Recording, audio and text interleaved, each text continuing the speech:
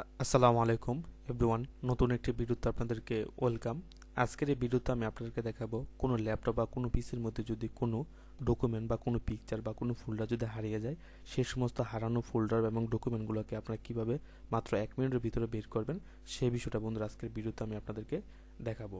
তো তার জন্য আপনারা প্রথমত দিস পিসিতে যাবেন, যাওয়ার পর এখানে সার্চ বাটনে সার্চ করবেন KIND লেখার পর একটা ক্লোন দিবেন। ক্লোন দেওয়ার পর আপনার যে বিষয়টা সার্চ করবেন ওই বিষয়টা আপনারা ওই এখানে লিখবেন। তো যেরকম আমি পিকচারগুলোকে আমি খুঁজে বের করব, তো তার জন্য এখানে আমি পিকচার লিখবো। যে দেখুন, পিকচার লেখার পর কিন্তু বন্ধুরা আমার এই ল্যাপটপের মধ্যে সমস্ত পিকচারগুলো কিন্তু এখানে চলে আসছে।